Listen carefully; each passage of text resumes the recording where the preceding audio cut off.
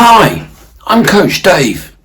I'm using Norwegian Singles marathon method to prepare for Milton Keynes Marathon in May.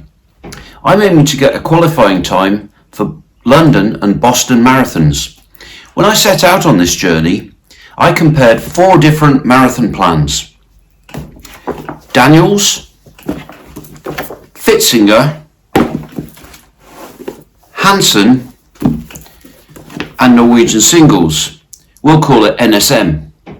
In this video, I'm going to compare them and explain why I chose this one. The best plan for you will depend on your experience, fitness and goals. I'm 65 and I've been running forever.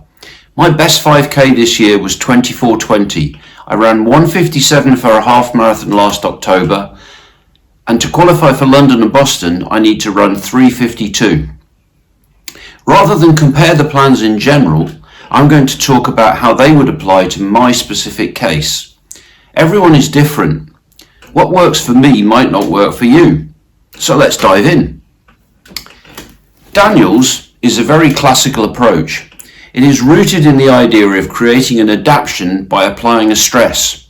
The trick is applying the right stress specific to a marathon and at a sustainable rate of improvement, avoiding setbacks and maintaining the gains we've already achieved. Hanson is based on the idea of creating cumulative fatigue by building volume and controlling pace. Individual runs may not be as long or as intense as other plans, but the progression in load means that we are training tired quite a lot of the time. It tries to walk the line between maximizing total volume and overtraining. Pftzinger is much more driven by improving physiology, improving lactate threshold, glycogen storage and fat utilization, running economy and VO2 max. NSM is very simple. It's about maximizing training load without overloading and causing injury. In that respect, it's very like Hanson. 3 of the books provided a way to estimate my marathon time based on my current level of fitness. With 8 weeks to go, Daniel says I should be able to run 3:50. Hanson says 3:57, and NSM predicts 1:47 for a half marathon, which is about 3:44 for a marathon. To qualify, I need 3:52, so there's hope. Each of the books provides different plans based on athlete capabilities. I picked the plans that I think are the most appropriate to me. Daniel's Program A, which is a 24-week plan running 7 days a week. Hanson's Beginner Plan, an 18-week plan running 6 days a week.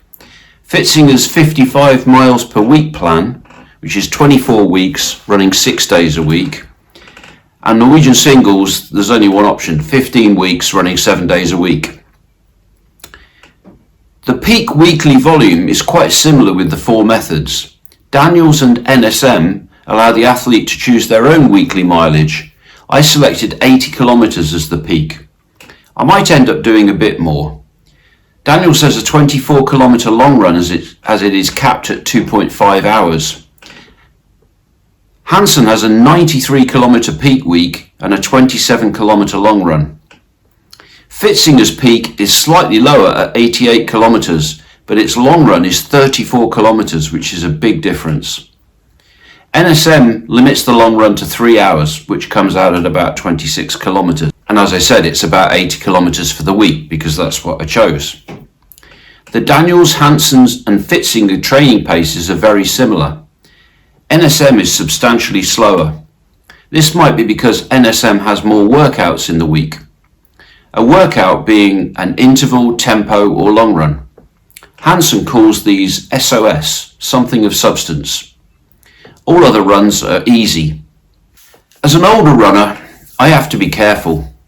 Most athletes training for marathon end up injured, and sadly many don't make the start line. My assessment, based on all the data we've just gone through, is that NSM has the lowest risk of injury, and that's why I chose it for my plan. What do you use in your marathon training? Have you used Daniels, Pftzinger, Hanson, or NSM?